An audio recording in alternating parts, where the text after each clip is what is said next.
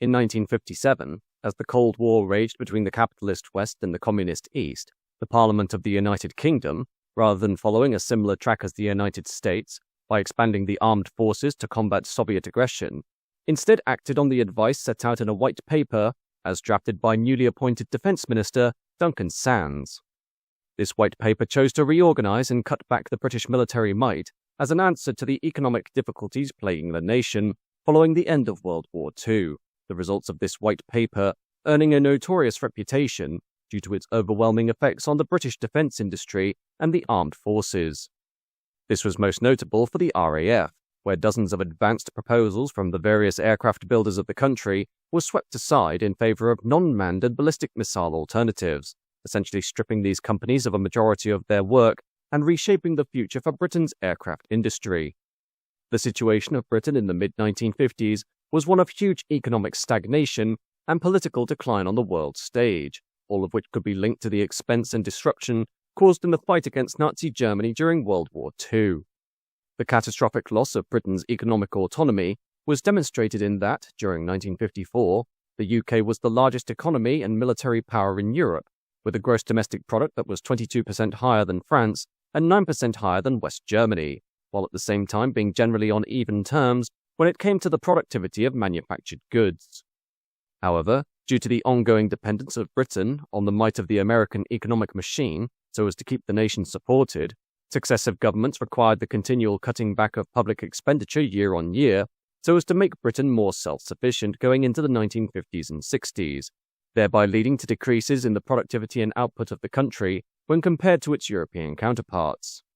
This was illustrated vividly in the fact that, by 1977, Britain's productivity had only increased 1.68% when compared to 2.66% for France and 2.77% for West Germany, while the national GDP had dropped to being 34% behind France and 61% behind West Germany. This overall retreat was reflected across all sectors of the government's vast array of departments and nationalised industries, including offices for national defence, which comprised 5 departments of state: the Admiralty, the War Office, the Air Ministry, the Ministry of Aviation, and an earlier form of the Ministry of Defence. At the start of 1957, Britain's prestige as one of the main superpowers of the global scene had taken an irreparable blow in the wake of the Suez Crisis of the previous year, when, following the nationalisation of the Anglo-French Suez Canal Company by the government of Egyptian President Gamal Abdel Nasser, French, British and Israeli forces launched an invasion that made rapid military victories as the coalition easily overwhelmed the armies of Egypt. Unfortunately, political pressure by the administration of American President Dwight D. Eisenhower, who threatened to sell the US government's pound sterling bonds and call in the wartime debt the UK had to the United States, essentially rendering the British state bankrupt overnight, saw the British and French elements of the invasion withdrawn after only 2 days. The national embarrassment of the Suez Crisis ultimately resulted in the resignation of British Prime Minister Anthony Eden on January 9, 1957, replaced in this role by Harold Macmillan appointing 4 days later Duncan Sandys, the son-in-law of Winston Churchill and an early proponent of European unity, to the rank of Defence Minister. Sandys, fully aware of the rapid development in missile and rocket technology, was determined to ensure that an entirely new political, military, technological and scientific mindset was adopted that would dictate the future of Britain's military policy going into the late 1950s, specifically when it came to the development of a nuclear deterrent.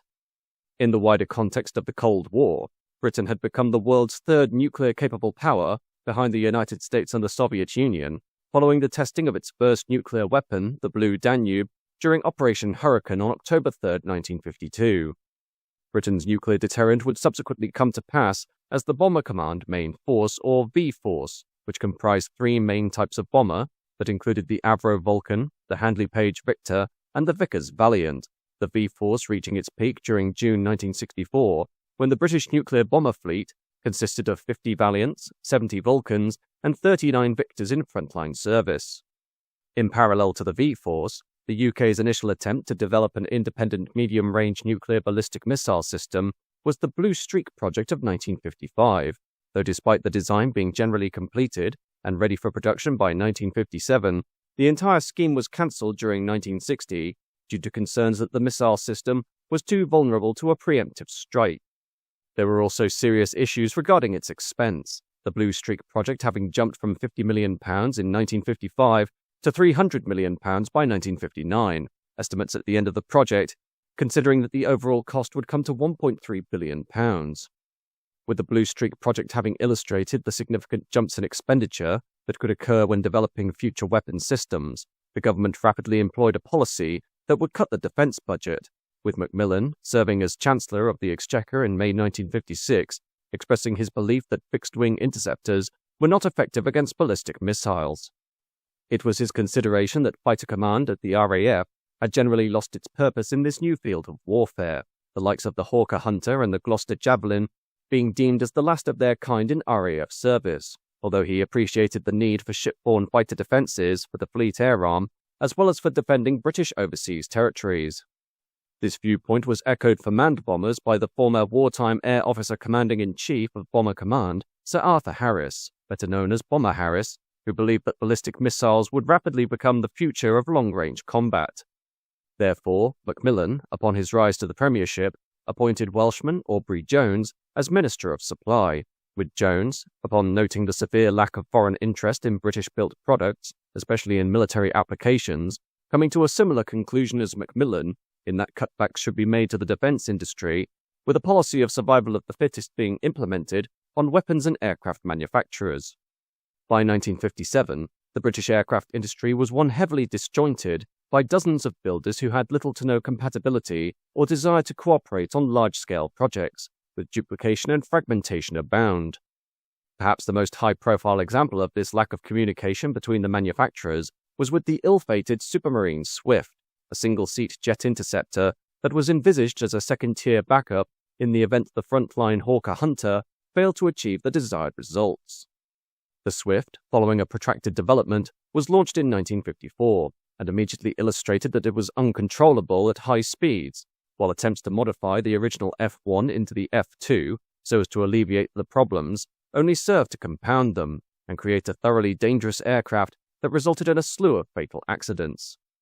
The fallout of the Swift debacle, and the huge public scandal both in the UK and abroad, severely damaged the prestige of the British government, the RAF, and the aircraft building industry as a whole. The cabinet of then Prime Minister Sir Winston Churchill, in the wake of the Swift fiasco, agreeing in January 1955 that a white paper should be drafted called The Supply of Military Aircraft, as penned by Professor Keith Hayward, a prominent writer on the state of the British industry. The conclusions of Hayward's white paper were that the aircraft building process should be heavily modified and streamlined so as to allow for the stripping back of multiple models serving the same role within the RAF. At the same time, the most valuable project for fighter command was the Gloster Javelin, which was designed to intercept Soviet nuclear-armed bombers and was considered a vital counterpart to the V-bomber squadrons that were coming online between 1955 and 1958. The Javelin was developed as an asset that could be shared among its NATO allies, and was thus funded until 1956 in part by the United States, with a view that 300 of the 436 Javelins produced would be based in West Germany. During the mid-1950s, 26 active research projects were on the go concurrently, that was costing the taxpayer around £500 billion, or £10.5 billion in 2023, while total spend for aircraft production came to £34 billion, although this had little negative effect on the strategic bomber program, due to this protracted development being done in step with the assembly of nuclear weapons projects. The need for fighter command to have a less fragmented development of projects was exemplified in the fact that such inconsistency was delaying vital work on the continued progression of supersonic concepts, and also meant that the RAF, in the event of conventional war breaking out between NATO and the states of the Warsaw Pact, was equipped with models that were inferior to both its allies in America and France, but also its enemies on the other side of the Iron Curtain. In 1956, the Ministry of Supply seriously and openly considered the way in which the growth of larger technical teams could be encouraged, while weaker firms with a record of poor performance should be shortlisted for relegation through the selective allocation of contracts. With this mindset, Macmillan announced that the newly appointed Sands would develop a future defence policy that would secure a substantial reduction in expenditure and manpower, while at the same time preparing the industry for a comprehensive reshaping and reorganisation of the armed forces. However, the Air Ministry, at the behest of a sceptical government, had already undertaken a swathe of cancellations prior to the publishing of Sandys' White Paper in April 1957, the first design considered being the P-1083 of Hawker Aircraft, a supersonic development of the standard Hawker Hunter that was fitted with a new 50-degree swept wing and armed solely with guns. The P-1083 had been given approval for development by the Air Ministry on December 12, 1951, with manufacture following in April 1953, the design being amended during the same year so as to incorporate the de Havilland Blue Jay air-to-air missile as its primary weapon. Sadly, this created problems due to a lack of space for radars, fuel, and other equipment, and thus led to the project being cancelled 2 months later, the partially completed prototype being repurposed into the prototype Hunter F Mark VI with the Rolls-Royce Avon 200 series engine. Similar to the P-1083 was the Supermarine Type 545, which was originally proposed as another 50-degree swept-wing development of an existing type, in this case the Supermarine Swift, but featured, as built, a crescent wing, thus earning it the title of the Crescent Wing Swift. Approval for the 545 was granted in 1952, but by 1954 a lack of progress and the loss of its role meant its justification rapidly waned, and the program was cut back to just the part-completed first prototype prior to final termination of the whole scheme in December 1955, this decision being made so as to conserve funds for other projects, as the Type 545 was considered now too obsolete to see through to completion. Another early loss was the Gloster thin-wing Javelin, which was first drafted in July 1953 and saw the creation of its own Air Ministry specification dubbed F153, so as to distinguish the model from the standard Javelin. The thin-wing Javelin incorporating larger engines, raised strength factors, and altered equipment requirements that essentially created a new aircraft in its entirety, while sharing only a similar external appearance. The model was expected to be capable of marginally exceeding the sound barrier in level flight, but had the rug pulled out from under it during a visit to Washington, D.C. by the then Minister of Supply, Reginald Maudling, in December 1955, during which he was made privy to secret papers relating to the upcoming Avro Canada CF-105 Arrow interceptor fighter, that was, at the time, under evaluation for potential use by the US Air Force. The British ultimately dispatched their own evaluation team during 1956 to Canada so as to assess the Arrow for use by the RAF, during which it was demonstrated that the Arrow was far superior than the thin-wing Javelin in terms of performance and capability, helped along further by the fact that Avro Canada and Gloster belonged to the wider Hawker Siddeley group, thus meaning access to the Arrow could easily be made. Therefore, the thin-wing Javelin was eventually wrapped up during May 1956, though later investigations as to revivals of the project led to a never-realized machine capable of Mach 1.8, while the Arrow itself would be controversially cancelled in February 1959. Eventually, after conducting a thorough appraisal of the British defence and aircraft manufacturing industries, Sandys released his white paper on April 4, 1957, which highlighted 5 concurrent aircraft projects that should be cancelled at the first opportunity, while the 6th, the English Electric Lightning, would suffer a major setback based on the perceived role of fighters going into the 1960s. The white paper not just extended to fighter programs, but also bomber projects, as well as 2 jet engine programs and a number of guided missile schemes. The first and perhaps most high-profile cancellation resultant of the white paper was the Avro 730, which was spawned in 1955 under specification R156T and operational requirement OR330, which demanded a supersonic high-altitude reconnaissance aircraft capable of Mach 2.5. Originally, designs had been submitted by Avro, English Electric, Handley Page, Short Brothers, and Vickers, with the Avro 730 ultimately being declared the victor, and was ordered in prototype form at the end of the same year, the 730, in its earliest guise, falling short of the requirements, but was considered the best choice thanks to its airframe being built of high-tensile steel due to the fact that, as a result of kinetic heat, this was the only way of securing the specified Mach 2.5 speed. The 730 was subsequently modified to include a potential role for the supersonic carriage of nuclear weapons into combat under operational requirement OR336, and the design was revised extensively to accommodate this new work. In February 1957, service entry for the Avro 730 was scheduled to be 1965, and the manufacture of the first test fuselage was well underway at Avro, this being followed a month later, when the air staff completed an examination regarding the contribution of which manned fighter aircraft could make to the defence of the United Kingdom, which subsequently formed the basis of the Defence White Paper. However, the Air Staff also examined the problem of maintaining the nuclear deterrent, and, in view of the increasing capacity of the Soviet defence system, which included surface-to-air guided weapons, it was now considered most unlikely that the Avro 730 could survive during the period it would be operational, thus leading to OR 336, and by extension the Avro 730, being cancelled in April 1957 following the publishing of the White Paper. Much of the reason as to why the 730 was sidelined immediately came down to the fact that, prior to the first prototype entering development, testbeds for the Armstrong-Siddeley P176 engine, which included the Bristol 188 research aircraft, wouldn't have entered flight until 1962 due to the complexity of creating the steel structure, nearly a decade after the 730 project was first proposed.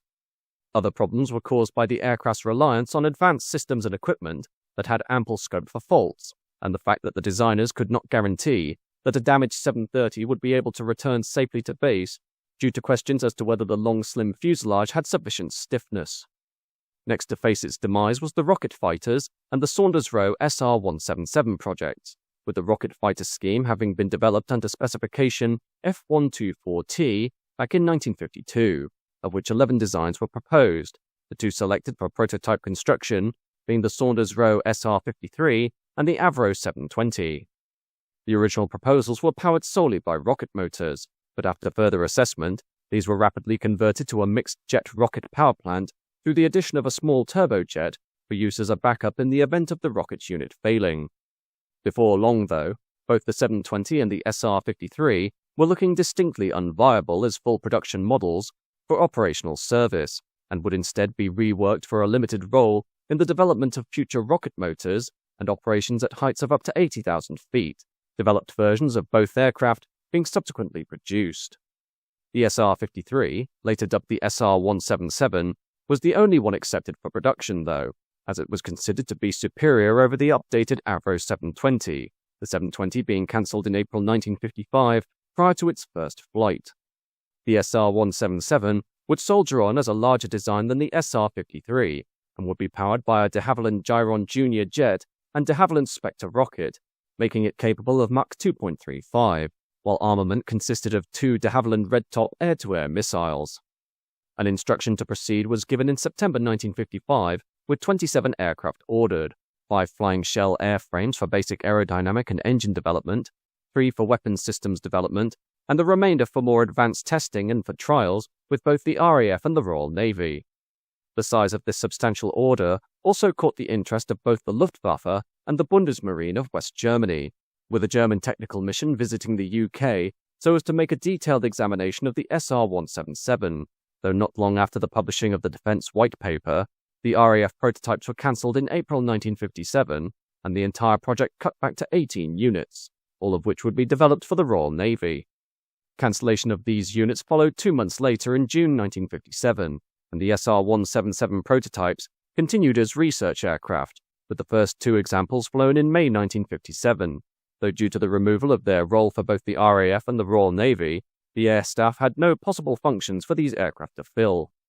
In the end, a reappraisal conducted in August 1958 intended to keep these planes in service, as these were the fastest and most aerodynamically capable machines in operation in the UK, although ultimately, one prototype was lost in a crash, while the second unit remained at work until 1960.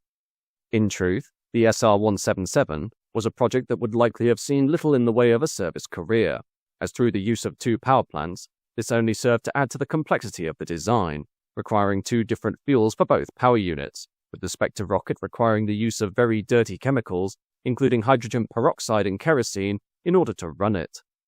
At the same time, the aircraft was being built to satisfy the same role as the more conventional English Electric Lightning, the smoother development of which would have, at the very least, seen the SR-177 only utilized with a handful of RAF squadrons, rather than seeing a widespread deployment. Furthermore, the use of specialist and highly dangerous chemicals for the Spectre rocket on the limited space of a carrier deck led rapidly to questions being asked as to the safety of having such items aboard these vessels while operating in an active war zone. Incidentally, the English Electric Lightning, while surviving the slaughter of the 1957 White Paper, had its development curtailed and delayed quite considerably, the intention being to retain the Lightning to provide a short-term fighter role until long-term guided missiles could be drafted in to replace it. However, after the initial cutbacks of the White Paper, it was decided that the need for manned fighters was still vital for the defense of the realm, and thus the Lightning was developed further into the F Mark III with the Avon 300 series engine, the F Mark III being the first stretched or second-generation Lightning, and undertook its maiden flight in June 1962. This variant also introduced the more advanced red-top missiles, and would have been a vitally useful version of the model had it not been delayed by the recommendations of the White Paper, the main weakness of the Lightning being its shortage of fuel range and that it only carried 2 missiles, issues that the F Mark III could have addressed upon launch in 1960. BAC, which incorporated the assets of the English Electric Aviation arm upon its formation in 1960, offered more advanced and heavily armed versions of the Lightning, but only in the view of temporary fixes rather than long-term solutions, unaware that the aircraft would remain in a frontline role until 1988. Next to be dropped was the short Seamew, which was designed to answer a 1950 requirement for a small, lightweight anti-submarine aircraft that would complement the larger Fairey Delta that was currently undergoing development, with specification M123 being created to cover this need. The winning design would be the short SB6, which was christened the Seamew upon its maiden flight on August 23, 1953, the aircraft being capable of carrying over 1,800 pounds of weaponry, including a torpedo, though despite the Seamew prototype quickly becoming notorious for its vicious handling characteristics, together with other development problems, the Royal Navy and RAF Coastal Command ordered 41 units in 1955, although the RAF's order was cancelled the following year. The White Paper of 1957 subsequently disbanded the Royal Naval Volunteer Reserve's air branch altogether, and thus brought about the cancellation of the Seamew order with it, though by this point 24 production machines had flown and several had been accepted by the Royal Navy. In reality, the cancellation of the Seamew was not seen with much regret, as despite its atrocious handling issues, the emergence of anti-submarine helicopter designs, starting with the prototype range of Saunders-Roe P531 helicopter models that took flight in July 1958, and led ultimately to the development of the production Westland Wasp, rapidly displaced the need for aircraft-based anti-submarine models of the type considered by the Seamew due to their versatility and ease of use. With the Wasp being capable of deployment from vessels as small as frigates and destroyers, while the Seamew was confined to carrier operations, the general attitude was that, had the Seamew been brought to fruition, it would have seen a very short career in naval service, as helicopters moved in to steal its role. The 26 units eventually built were broken up for scrap at various locations, the last surviving Seamew, X-Ray Echo 180, which had been purchased by Short on August 31, 1959 for ground instruction at its apprentice training school, being scrapped in 1967. More advanced than the Seamew, though, was the Fairey Delta 3 long-range interceptor, the product of 1955 specification F155T, which raised the requirement for a long-range, highly advanced all-weather interception system capable of destroying very high-altitude enemy raiders, operating at 60,000 feet and Mach 1.3. Proposals from across the industry included the Armstrong-Whitworth AW169, Vickers Supermarine Type 559, and the Hawker P1103, the ultimate winner being that from Fairey Aviation, which, unofficially, was known as the Delta III, and was a substantial enlargement and development of the famous record-breaking Delta II research aircraft, the first aircraft to achieve a top speed of over 1,000 miles an hour in level flight. The Delta III's wings, center fuselage and fin were to be made of high-tensile stainless steel, with the two-seater aircraft being proposed to carry 2 huge radar-guided Vickers Red Dean air-to-air missiles weighing 1,300 pounds each, and would feature a drooping nose in a similar vein to the later BAC Aerospatiale Concorde for landing. The maximum operational speed for the aircraft would have been Mach 2.27, as provided by 2 Rolls-Royce RB122 jets plus 2 de Havilland Spectre Junior rocket motors, giving an all-up weight of over 50,000 pounds. The eventual cancellation of specification F155T actually preceded the publication of the White Paper, with Duncan Sandys withdrawing the requirement on March 29, 1957, though the prototype Delta IIIs had not yet been ordered, thus killing both the project and any potential plans to build a production model based on the outstanding Delta II. However, many within the air staff campaigned for the Delta III order to be resumed, as the F-155T represented the cutting edge of technology in the 1950s, and was by far one of the most exciting developments of the early post-war era for jet aircraft design, being exceptionally powerful and having a top speed that was limited only by the structural limits afforded by kinetic heat rather than power. Regardless, had the Delta III been brought to fruition, it's more than likely that, due to the expense and complexity of the model, the potential of the aircraft beyond the prototype stage would have been very restricted, while the policy of defense using guided weapons was one that was killing models of similar size and role throughout the militaries of the world, including the similar North American F-108 Rapier and the Avro Canada CF-105 Arrow. Perhaps the only interceptor model to reach full production for this particular class, regardless of complexity, was the Soviet Union's Tupolev Tu-28 Fiddler of 1961, which would remain in service until 1990 with 128 units built.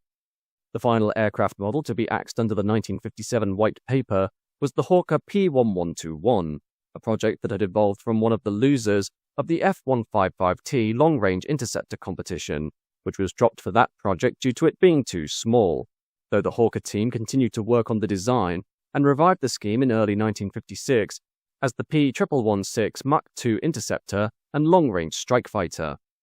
This was refined in June of the same year into the P-1121 Mach 2 air superiority strike fighter, Hawker eventually financing the project as a private venture, despite being viewed dimly by the air staff, who were of the opinion that it didn't form the basis of a complete weapons system.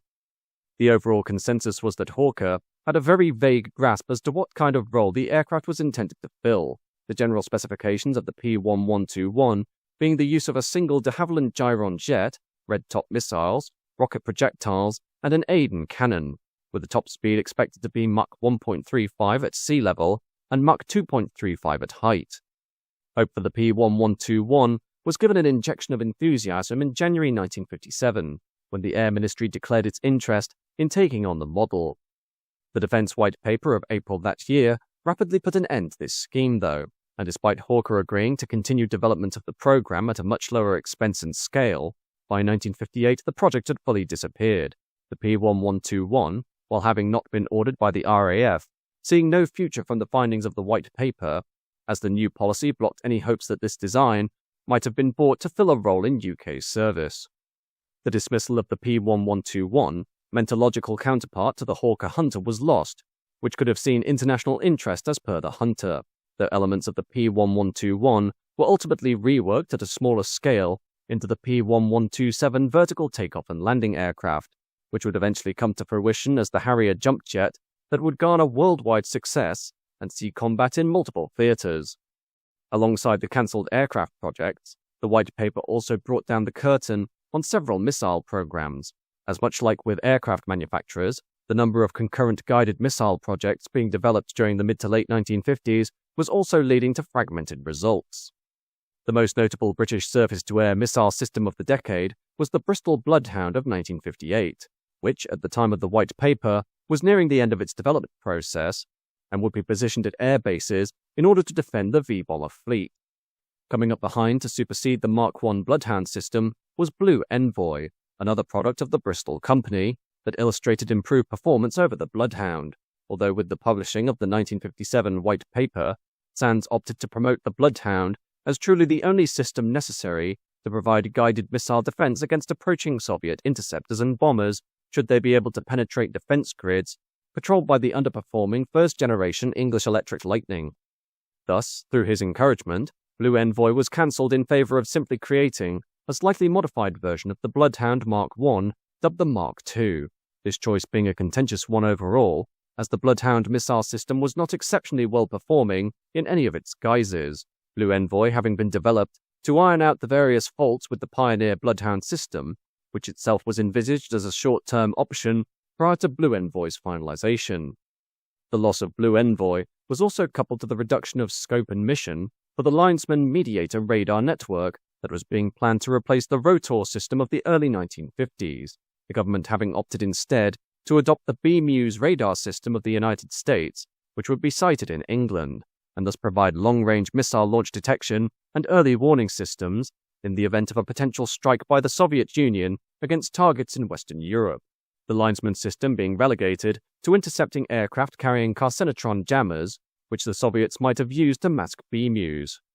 Elsewhere, 2 engine development programs were also axed due to the loss of the aircraft projects to which they were originally allocated, the de Havilland Gyron and the Rolls-Royce RB106. The Gyron, which began in 1950 as a single-shaft axial jet engine project and was first run on the bench on January 5, 1953, had achieved a planned 20,000 pounds thrust with reheat, which, at the time, made it the most powerful engine in the world. The uprated Gyron, capable of 25,000 pounds thrust, being tested in the short Supermarine bomber prototype of July 1955, but never saw use in a production aircraft.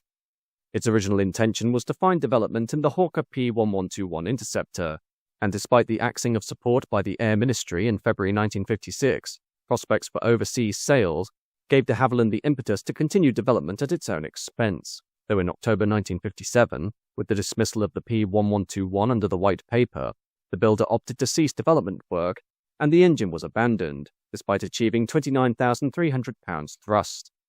However, the smaller Gyron Jr., developed and used in the Bristol 188 experimental supersonic research aircraft, found greater success on the Blackburn Buccaneer Mark I naval strike aircraft, and remained in use with this type until 1970.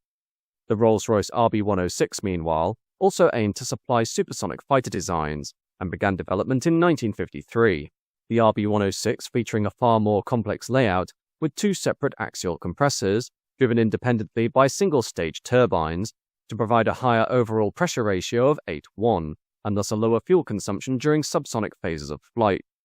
The external dimensions of the power unit were designed to be interchangeable with the Rolls-Royce Avon RA14 engine, and achieved a basic static thrust rating of 15,000 pounds thrust and 21,750 pounds thrust with reheat, this power plant being complemented by a scaled-down alternative of the RB112.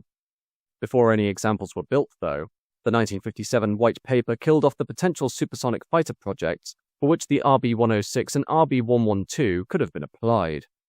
The conclusions of the 1957 White Paper were not solely restricted to developments in aircraft, engine and missile technology, but also had strong effects on the British Army and the Royal Navy's capabilities as well.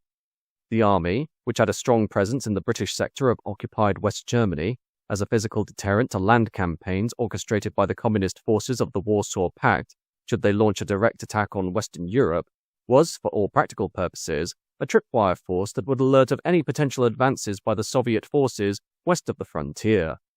with the expectation being that, should full-scale war be declared between the West and the East, this would be conducted using nuclear weapons. Drastic reductions in the standing army stationed in West Germany were made when compared to the American forces, as well as corresponding Soviet forces on the opposite side of the Iron Curtain. As for the Royal Navy, this faced its own slew of cutbacks as ships of the line, many of which were constructed only 15 years prior, either during the latter years or immediately after World War II, were either mothballed, sold to foreign powers, or scrapped outright, despite many of these vessels being the very pinnacle of naval technology for the time. Further to the number of ships being withdrawn from frontline service, the Royal Navy was also hamstrung by a lack of investment in forward development, the direction of the future fleet, as per the White Paper's recommendations, being to place more of an emphasis on ship-borne ballistic missile technology to take the role of a large array of surface vessels.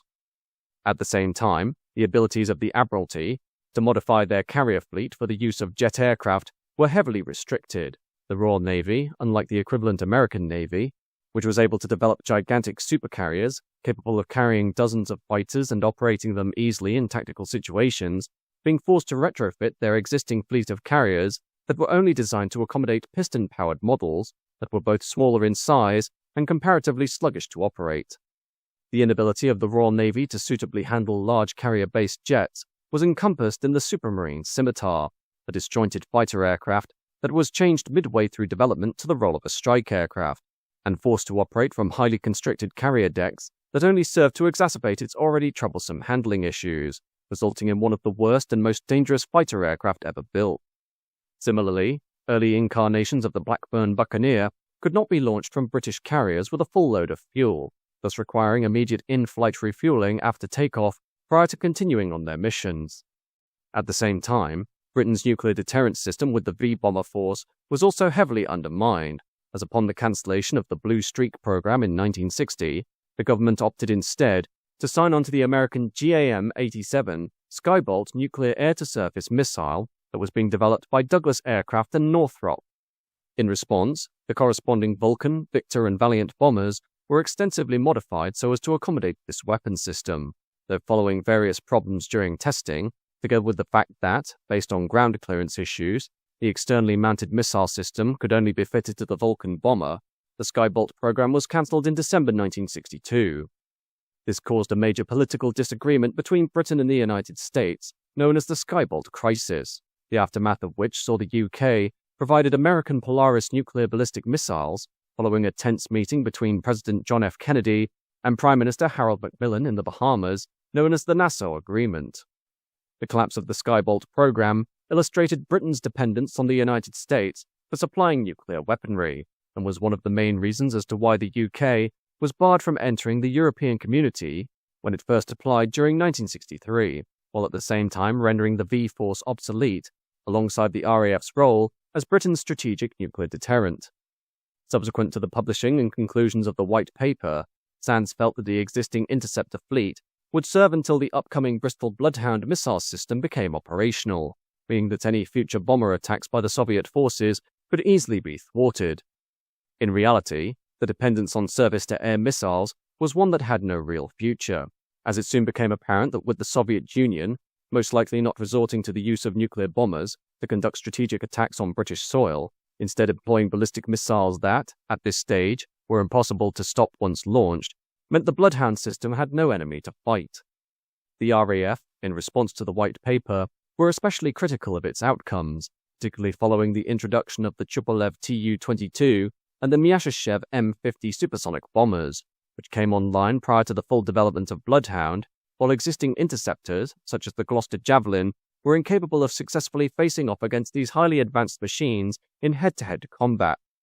Sandys ultimately relented by allowing the English electric P-1, which would later become the Lightning, to continue development, along with a new air-to-air missile to arm it, the Hawker Siddeley Red Top. In the end, Sandys' concession as to allowing the development of the P-1 as the Lightning, together with the Red Top, was considered the point where the conclusions of the White Paper were rendered generally obsolete. Though the axing of some projects, such as the Seamew, could be justified due to their loss of roll and hopeless flying characteristics, the same couldn't be said for more innovative and vital interceptor and fighter projects that could have helped to secure Britain's ability to maintain air superiority on par with the United States and the Soviet Union. The RAF would eventually find a partial crumb of solace in the Lightning F Mark III of 1962, though its lengthy delay proved to be a costly one, while the belief that the model would simply be a stopgap prior to the development of superior guided missile technology, as engendered by the White Paper, meant it would continue in service for the next 26 years without a comprehensive upgrade. Ultimately, the RAF and the Royal Navy, so as to fill the shortfall in prospective interceptor types axed by the White Paper, sought the McDonnell Aircraft Phantom F-4 fighter of the United States as a means of bolstering their fleet, and would serve with the British Armed Forces from 1968 to 1992. In the end, the loss of work for British aircraft and engine manufacturers was a devastating one, as with their main employ being the development of military models so as to maintain Britain's stand against the communist factions of the Warsaw Pact, the removal of these contracts by the White Paper left them with little to no income, and in some cases saw their outright collapse. As for the survivors, these were eventually forced into two large aircraft building unions, the British Aircraft Corporation, or BAC, as formed by the merger of English Electric, Vickers Armstrong, Bristol and Hunting, and Hawker Siddeley, as formed from the merger of Hawker Siddeley Aviation, Holland, de Havilland and Blackburn. Britain, going into the 1960s, was able to regain some of its prestige with the Hawker Siddeley Harrier jump jet, as this provided a superb multi-role platform that could be operated from almost any potential landing strip imaginable.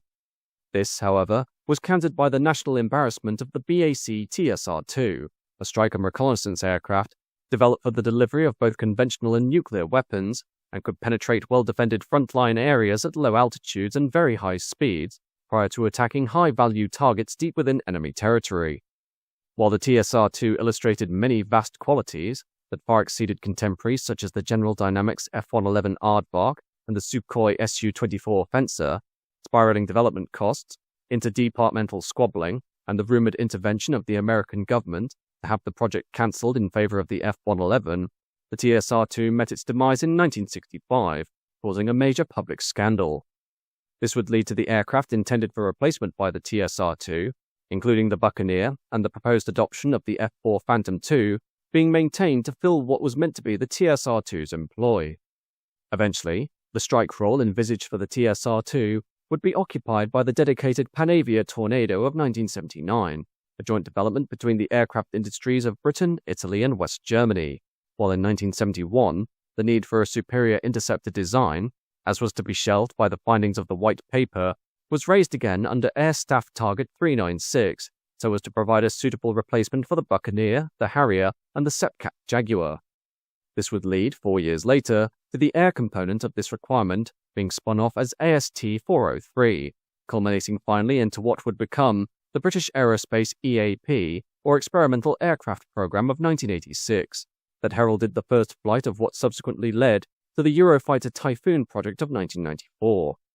The AST-403 would be the first pure British fighter requirement to be raised after the 1957 White Paper, and illustrated that the need for manned fighters was still an essential part of the nation's defence systems.